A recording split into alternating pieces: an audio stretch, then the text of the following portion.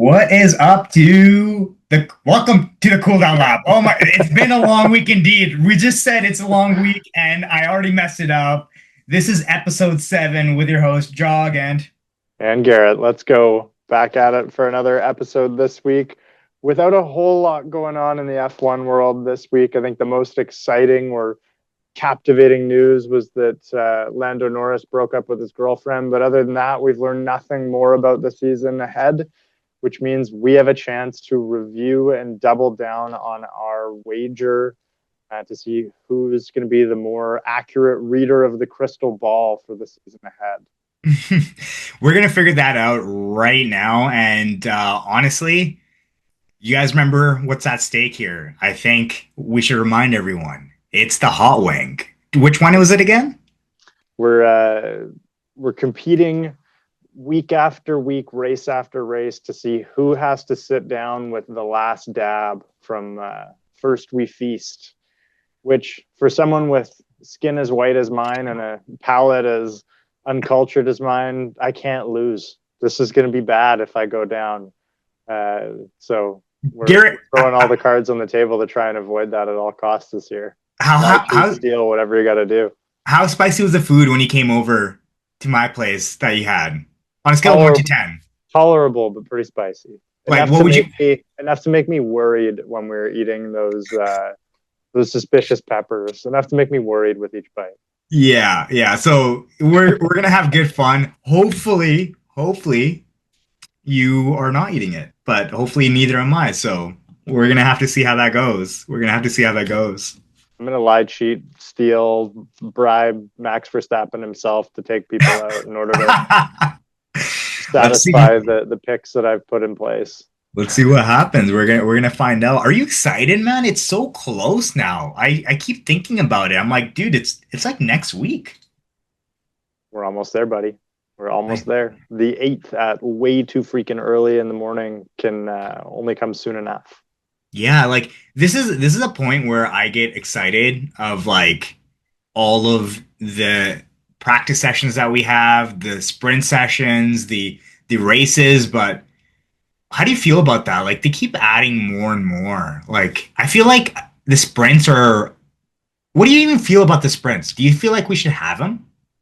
I love them because any opportunity for there to be more racing and chaos in a weekend, the better. But I know the drivers hate them because Yeah. it means they have to be like at level 9 death mode twice. And I imagine that's pretty freaking taxing to the nervous system for one weekend. For Um, sure. but they wanted to do it so the fans who pay however much money to travel to a track and to be there for 3 days get to see more than like 2 hours worth of racing. Yeah. So I can see why they do it. I can enjoy it as a fan, but I know the drivers are probably like, "Shut up, Garrett. We don't want more." Yeah, So no, that's here we fair. are, both I sides of think the coin. I think yeah, I think it's cool that we have them, but it does get much sometimes because some of the sprints um like I'm like at work or like you plan one day to watch a race and then you have like two races to watch and then your whole weekend's kind of like watching races, which is I don't mind, but I know a lot of people are like, dude, we got other things to do. That's why I don't work weekends. That is me too. Me too. All right, Got to reserve that time. let's get into the prediction. Should we just do it? Should we just do it and talk about it? Let's do it. Let's compare. Let's compare what we thought prior to seeing any car move to what we think now. So we have them both here. But let's go through our pre-testing predictions. Gary, you wanna just walk us through your predictions or yeah, let's just do that. We walk us through your predictions and I'll walk us through mine and then let's just laugh about it for a second because that's what they are. So pre-test predictions was completely unfounded. No logical reason for picking these other than I like Max Verstappen for the win. I thought George would be hunting him down in the Mercedes. I thought Oscar and Lando would be close on their heels. Kimi would be gaining some confidence. And then I thought, hey, Fernando's got a chance. Ooh, that didn't age well. Charles and Carlos, I thought they'd be duking it out at the upper end of the midfield, followed by pretty well everyone else with Esteban Ocon and Arvin and Franco Colapinto bringing up the rear. But a lot of that changed after we saw the Aston Martin basically not run in testing, and we got a better understanding of how heavy we think the sandbags are on the side of that Mercedes, and a whole lot of unknown about how turned down that Red Bull and that McLaren engine were all week. With Ferrari showing its cards, we just don't know if they showed all of them. So Yeah. there's definitely been some shuffling. Unfortunately, Aston Martin meteorically to the bottom of the list, and a couple other teams rising slightly towards the top. Yeah. No, I completely agree with the changes you made. And honestly, as an Aston Martin fan, man, it's been rough. Depressing. It's been really, really depressing. I was talking to Garrett even before. I was excited. There was so much hope. There was so much excitement. There was so much new. There was so much change. Like everything is like pointed towards success. And man, how did they mess it up? Like, how You're did it you're just happen? hoping that they're about to show the most successful and generational demonstration of sandbagging that we'll ever see in F1. I literally asked you. I'm like, do you, Garrett? I'm delusional, man. Give me the good news. Do you think that they're sandbagging and this is a big act and they're just like they have something so special that they're just like, we're good. We Nope. got it. Nope. Yeah, there's just no way. I actually asked a question on the P1 podcast with Matt and Tommy. And my question is, it comes with a lot of pain to ask such a question, but it was, do you think that Aston stands any chance this season to be competitive, or are they shifting their whole focus to 2027? What do you think, And Aaron? in 2020, we trust. 2027, we trust. Sorry, I'm like 2027, we 2020. trust. We're going back in time to 2020. 2027, we trust.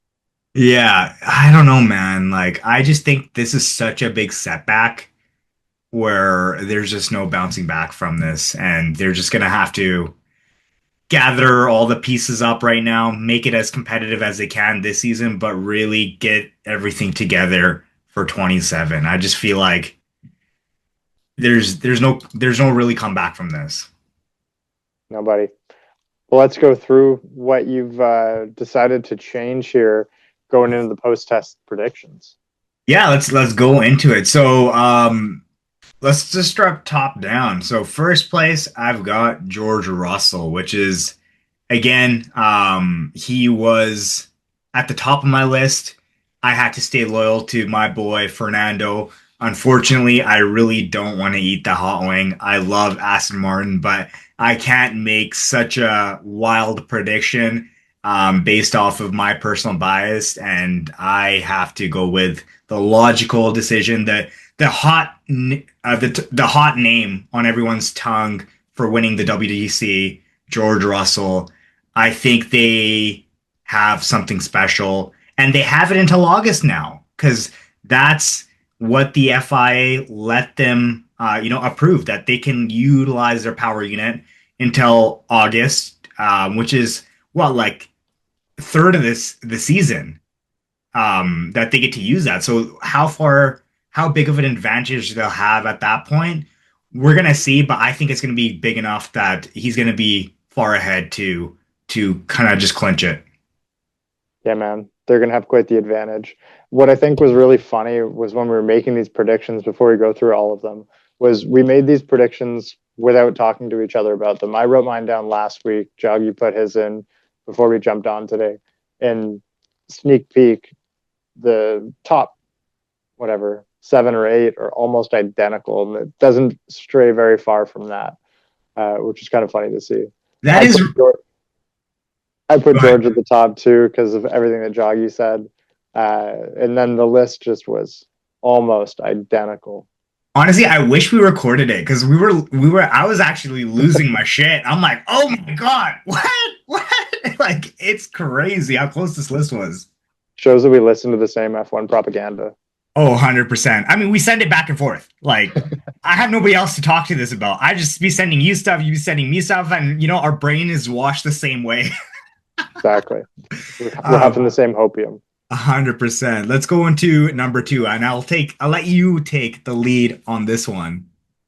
I'll point out first that you spelled Max Verstappen's name wrong, I so was we'll literally correct just getting that. there. But I threw Max in because, although the Red Bull might not be the fastest car this year, I think it's pretty hard to put him down. And, I think that you put a good enough driver in a car that will operate. I think he's clinching number two, if not challenging George for the win. I think he'll mount maybe not a generational comeback like last time, but I think it'll be him chasing George down to the finish. For sure. I completely agree with you. Max is just the best driver on the grid. Like, you can give him a good car and he'll make it great. You give him a rocket ship and then all of a sudden you get 2023, So I think he has enough in the car based off of what we've seen. Red Bull, Ford have pulled through. They're quick. Are they the quickest? We don't know. Obviously, there's a lot we don't know. That's what we loved about the testing. But that being said, he just has the skill to be second and be on George's ass, even though he's the one with the rocket ship. And we kind of know that. Yeah. Then I threw Charles in underneath him because Hopium. we're having the hopium, and he's got that cool 180 degree spinning wing. He's got a Ferrari that looked incredibly reliable, and so I'm putting him up there pretty close to the top.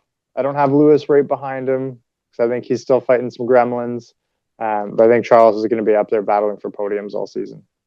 I agree. All I gotta say about Charles is he deserves this season. I root for him as a driver. I don't root for Ferrari entirely. But what they're doing is pretty cool. We have yet to see what they're gonna bring to Australia. Like, they could drop that spinning wheel. We don't know what the testing results were. We don't know how effective it was. The cars might look slight bit different. And we just got to see. But one thing we can say is the power unit, you're right, has been reliable. It's been quick. And he's the one that set the fastest lap in the testing. Not that that means anything, but it shows that they're quick, right? So they're keeping up. They're not falling behind. And yeah, I have a little bias for Charles. He deserves better. And we're showing our bias because even though McLaren's probably the second fastest car on the grid, neither of us thought that Oscar and Lando would be putting it on the podium very often this year. And I think we both put Darth Piastri Yeah. above Lando Norris after he went through his breakup. I don't think he's gonna have it unless this is his revenge era for a whole different reason. Oh, Uh, honestly, I didn't even think about that. He's kind of like a soft, whiny guy. Like, I could imagine this impacting him quite a bit. Like, he's probably like crying in the shower every day or something. I don't know. He's just a whiny in general. Like, I just feel like this might just push him over the edge a bit. Who knows? him and his PR team are gonna come kick your ass. Yeah, for sure. Let's do it. But yeah, no, Oscar. I think Oscar is just he has it in him to be at the top, and I think McLaren has some issues. I don't know if you heard, but there was some sort of issue going on. I can't recall exactly what it was, but I remember them in some news articles coming up about that. So I don't know how far that's going to impact McLaren, because it seems like the other teams have been doing pretty good. They haven't really had big issues, but I think out of the two, Lando might be just still riding the high of winning the WDC. I think you need to have that hunger. He's a little bit softer that way. I don't think he has that drive to do it back to back. I don't think he has it in him to do it back to back. And he's definitely probably suffering a lot from emotionally from that breakup. So And I both think points there. like above and beyond, You get a team who's trying to enforce papaya rules when Oscar's not going to stand for that this year.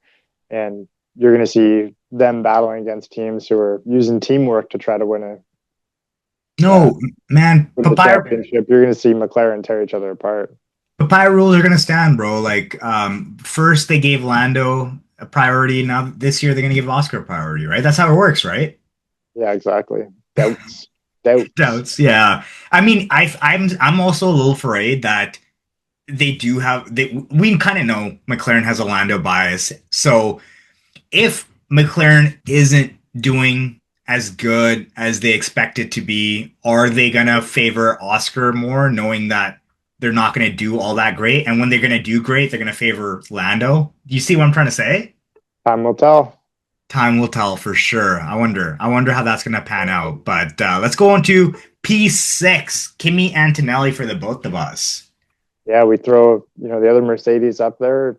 Kimmy's still a rookie, but uh, he's shown he's willing to push and throw his car around. So I think he's coming in higher than even Lewis Hamilton on my list for this year.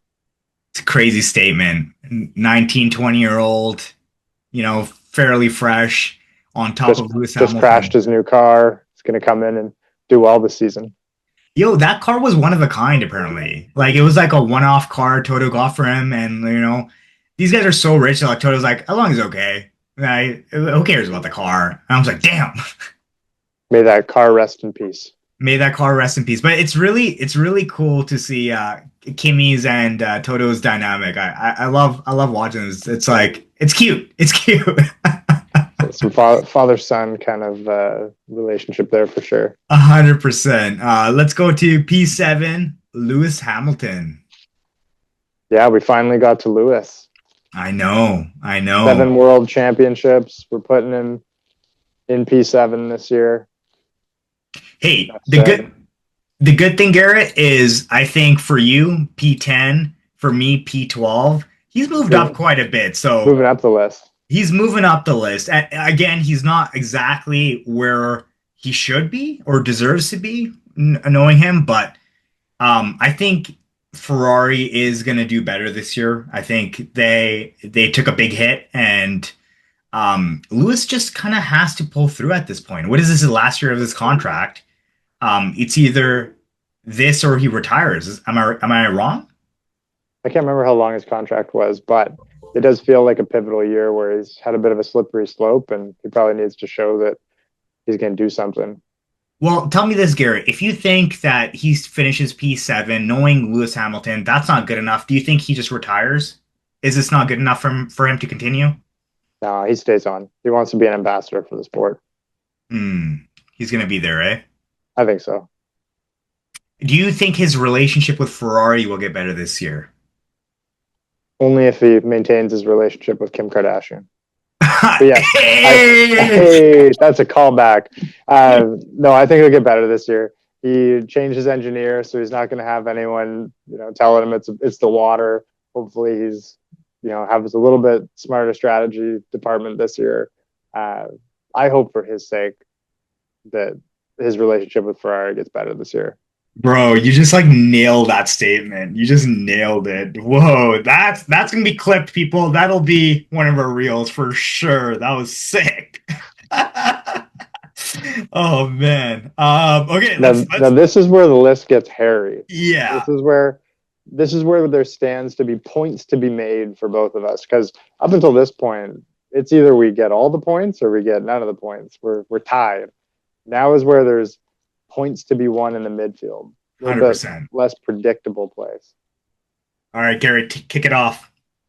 I stuck with, first off, the Ferrari engine. I put Ollie. Then I jumped ship over to Red Bull powertrains with Isaac.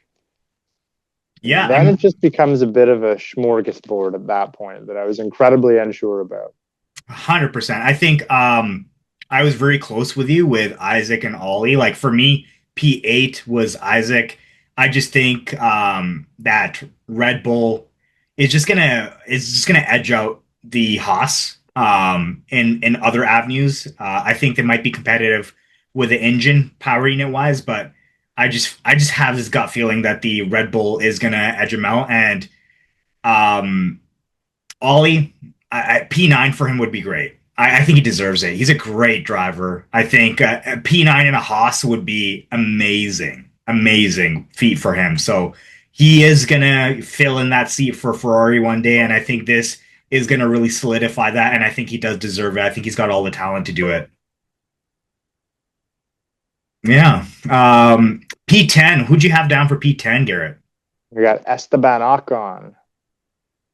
ST Bestie. ST Bestie. Esteban Ocon. I've got him just slightly edging out Liam Lawson in this competition. But again, this is where it gets messy. I'm really not sure what to expect.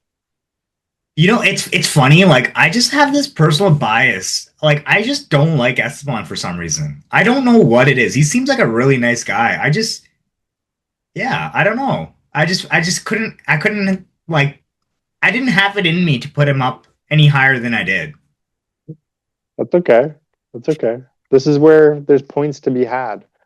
If Esteban's the reason I have to eat that wing, I'll eat it. Okay. Okay, good. I'll remind you of that. Yeah, let's clip that. If I have to eat it, we'll replay it one more time.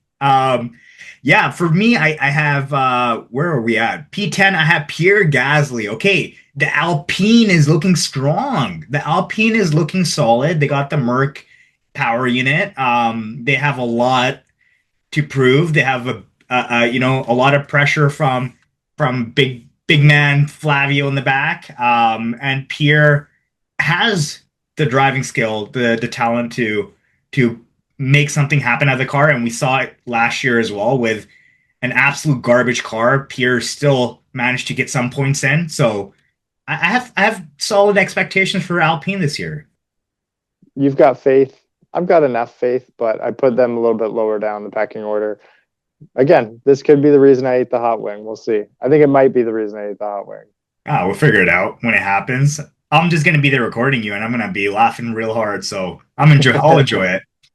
Then P11, I threw in Liam Lawson, followed shortly thereafter by Arvid Lindblad. I'm putting some faith in this rookie. You really did. I think Arvid for you is listen. Like I've heard nothing but good things about Arvid, but it's a wild take. It's a wild it is. take. It is, man. Like rookies just tend to make mistakes, and we have He showed ruthless consistency in the test, good sir.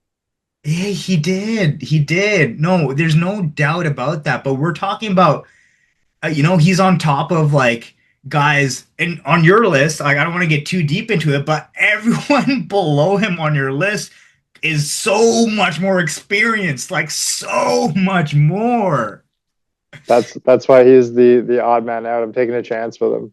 Wow. Like, yeah, I don't want to, obviously, for all the listeners, I don't want to give his list up earlier, but we'll get into that. We will get into that. Then for myself, P12, P11, I also have Liam Lawson, and P12, I have my not so much liked Esteban Ocon in the Haas. But who outranked ya boy? Fernando Alonso, who you put in P13,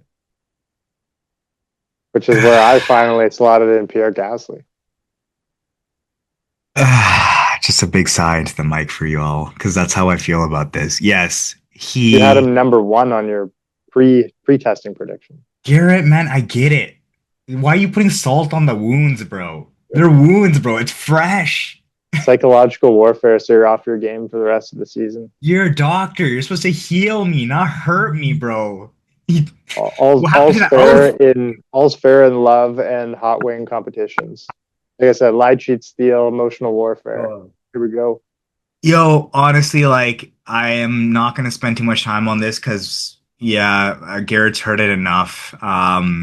It hurts me to put Fernando P13, but despite everything, I feel like this is still high up. It's unfortunate to say that. And the only reason why I feel like it's high up is we posed this question already. Is it 27 for Aston, or are they going to do something 26? They have to do something 26. I just think midway through, I hope midway through the season, they get something together that is competitive. And I've said this time and time again on this podcast, and I will never stop saying it. You give Fernando a garbage car, he'll do something with it. He'll do something with it. He's smart. He's clever. He's got the experience. And just for that reason, just for Fernando, he's at P13. To be quite honest with you, and it hurts me to put him behind Esteban, but I had to do what I had to do to not eat that wing, and I'm just gonna still do the best I can to Aston to honor Fernando by putting him as high as I possibly can. Fair enough.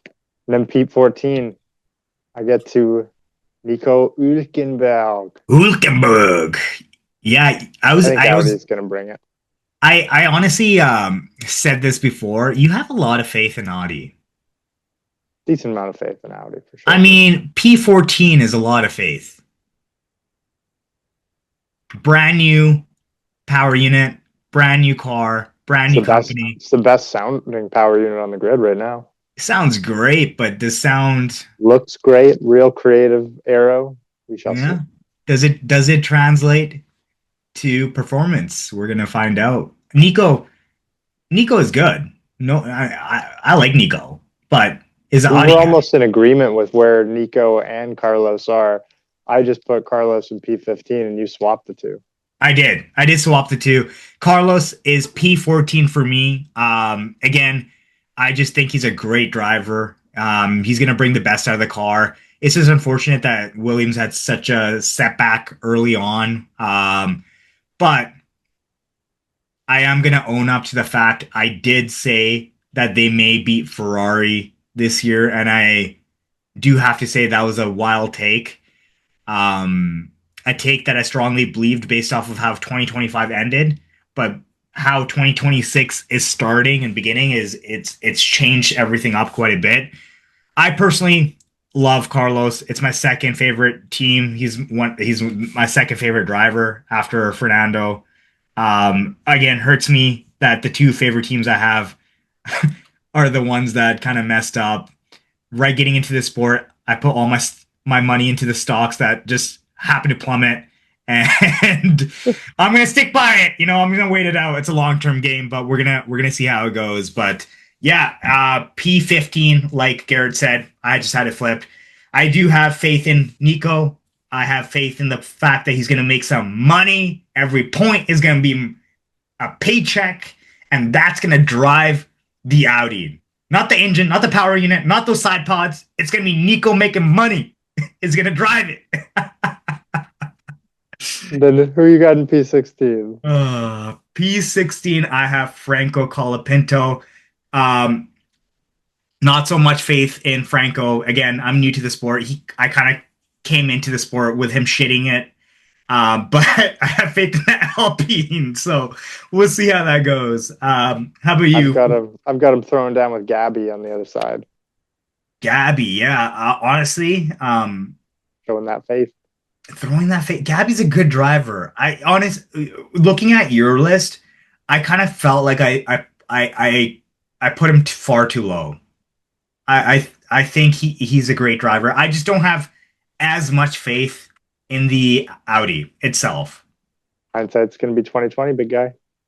We'll say, yeah. P17, we're in agreement. Alex Albon. Enough said.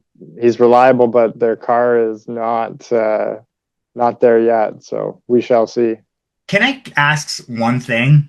Why did you put Carlos on top of Alex? She's a smooth operator. Yeah, fair.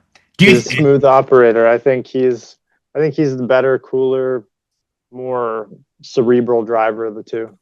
Yeah. No, I completely agree with you. I think Carlos does have like everyone talks about Max having the extra capacity to drive the car and watch the race and make strategy calls, and so does Carlos.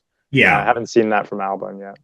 Yeah, I think what was it last year, Azerbaijan, when he came P3? I think it was one of his calls to stay out and just kind of like, he's like, I'll hold it down. I'll get it, and he did. And I think that takes a lot of what's that term called? Just race IQ, I would say. Just Yep. like just the knowledge and able to make such a decision on the fly is just brilliant, and he's definitely got it. Who do we got next? We are at Alex Albon, P17, P18. I have Arvid Lindblad. Finally. Finally. Yeah, I mean, bro, he's a rookie. What do you mean finally? Listen, I know you have a lot of faith in Red Bull. I do too. I think the Red Bull's gonna be quick. I think Red Bull power unit was one of the fastest in a straight line. But man, he's a rookie. He's gonna make mistakes. He's going up against the likes of freaking so many experienced drivers. I forgot how many experienced drivers we have that are the same drivers from 2016. I think it's like 8 or 9 on the grid now. So there's a ton of experience on this grid. He's just going against some sharks, and he's still got to grow. That's okay. I got him thrown down against a shark for P18. That's where I slotted in Mr. Sergio Perez. We were talking about how undervalued he's been for years, and now he gets to make his F1 return. Maybe in, not the strongest car in the Cadillac, but it's a good looking car. And I've got him holding down P18 on the grid, right above Valtteri in P19. And for me, I got Valtteri in P19 on top of Checo. Plot twist. I just feel like Valtteri might just hold it down. Do you know what the breakdown was for testing? Who was kind of like on top of the other? No, I didn't look that low down the list very Yeah, often. they were kind of keeping tabs on it. I believe Valtteri was a little bit quicker in the testing out of all the sessions. I just, again, this is a coin toss. I don't know what to expect from Cadillac. I don't know what to expect from either of them. I just think they're close to one another. But this is another one of those things when right after you and I had the conversation about how undervalued Checo was, and I realized I had put them in that order, I'm like, maybe I should have. I don't know. Like, you got me really kind of second guessing myself there, especially we I'm were in just his head talking already. You heard it here first. 100%. We were just talking about like how he won Monaco, a whole bunch of other races, and we're just like, oh damn, like Checo's low key a goat, you know? It's not to say Valtteri hasn't done well as well, but Checo has thrown down a couple good ones for sure. Oh yeah, for sure. And then for P20, finally, I can say finally for him, Gabriel Bortoleto. Um, Honestly, I just think that last year he had a few hiccups, and those hiccups set him back. I think it was like a big mental thing for him too, especially when his home race was such a mess. It just goes to show how he handles pressure. Being in a new car, I don't know how he's going to respond with that same kind of mentality unless he's worked on it. I don't know. I think he's a great driver. I just think how he handled pressure that one time kind of set this kind of prediction for me. That's okay. I think he's going to be in Max's ear and have grown quite a lot. That's why I put him higher up the list, and that's why I put Franco Colapinto as P20. They have a strong relationship, eh? Gabby and Max? Oh, yeah. Yeah. They're Yeah. homies. They're homies, eh? Yeah. I forgot what podcast they were on that, or they were talking about how they were talking about tire strategy. And he's just like, yeah, don't do that. Do you remember that? Yeah, Max pulled him aside and was like, no, run it this way. Yeah. And Gabby went back into the garage and went, no, I know you guys have picked it up this way, but we should run it differently. And he ended up gaining a ton of positions in the race. I can't remember which race that was, but I remember having a good laugh about it. What a good friend. What a good friend. What a friend to have. 100%. Who do you got P20? Hate to do it to you. Oh, I got Franco in P20. I got Franco Colapinto in P20. I'm like, yo, don't get there yet. I see it in front of my screen. I don't get there yet. We're not there yet. Let's just save it for a second. Talk about Franco for a while. He might be in a reasonably competitive car, but I've got him pretty low down on this list. I've got less faith in Franco than I do anyone I put above him. I think it's his last year, man. If he doesn't pull through, he's gone. Wouldn't shock me. No.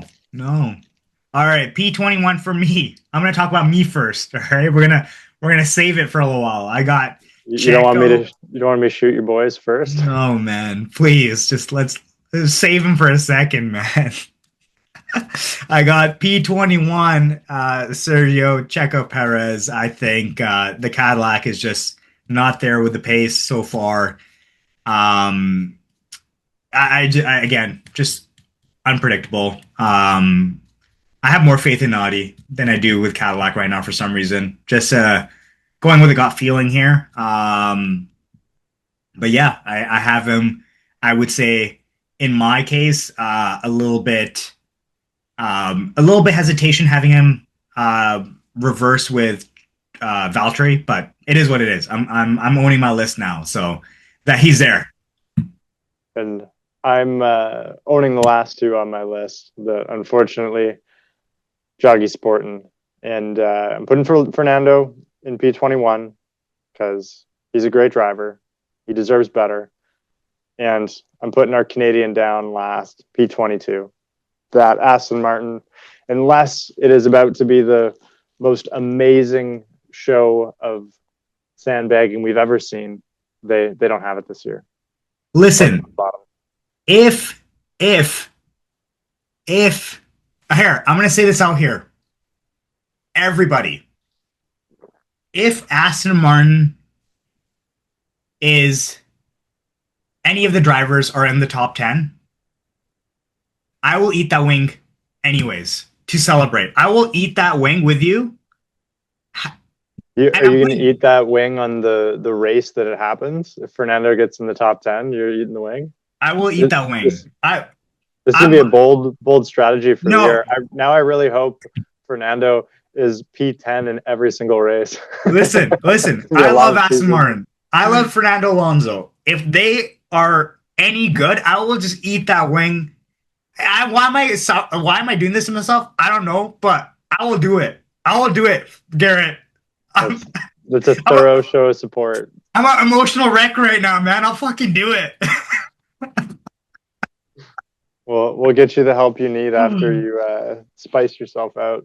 Thanks, Doc. B22 for me is, and for both of us, is Lance Stroll. Big nod from you, eh? Oof. Yeah. Oof. It's tough for a Canadian boy, but unless, hey, hear me out. I'm gonna close this because we've gone through the list now. We can talk a little bit. Unless it rains every race, he might stand a chance. Yeah, it'll rain in Abu Dhabi and Jeddah for sure. If it happens, bro, he's got it. If this is the year of the monsoon, you'll be eating a lot of hot wings. Yeah, dude. If it rains every race, we're fucked. You'll be eating a lot of hot wings. Oh my god. But yeah, man, I like those predictions. I think those are great. Especially those first 7. Guys, who knows what's going to happen after? Oh my god! If you guys are watching, like our reactions were underwhelming, but we were like losing our freaking marbles, dude. It was crazy. We're like, oh my god! We're like a bunch of girls screaming. I was screaming. It was like one after another, same predictions almost the whole way through. Yeah, it was good fun. We got to do that more. We got to just send the podcast and just start recording and just see what we do, what we say. I might be messier, but we might try that out once. We'll give it a shot. We'll give it a shot for sure. But that's what are we talking about next week with Big Guy? Yeah, I was gonna just say next week is gonna be our race predictions. Because it's almost race week. It's almost Australia. It's almost time to get up way too early in the morning and wake up our neighbors with car engine noises and yells of excitement. Oh my god, I cannot wait. We are 25th. Tomorrow's 26th. 1, 2, 3, 4, 5, 6, 7, 8, 9, 10, 11 more days to go till race day. And I cannot be more excited because I really need this. I really need this in my life. I can't tell you how much I need this. Garrett, don't laugh, man. Tell me F1's your personality without telling me F1's your personality. I just really need this. Good. It's almost here. It's almost here. It's so funny. Like even today, I'm like, dude, I had a long day at work, but like Garrett, I'm so happy we're here talking about F1 now. I knew it was going to cheer me up. And here I am laughing about it with you at the Hey, end of cheered our up. podcast. I love it. Love to hear it. And with that, we'll wrap it up. Make sure you guys tune in next week so you can hear our predictions for the race. Make sure you like, subscribe, all those fun ways you can follow us on all of the different platforms that Joggy's going to mention because I can't remember them. No, you nailed it. That's it. Amazon, Spotify, YouTube.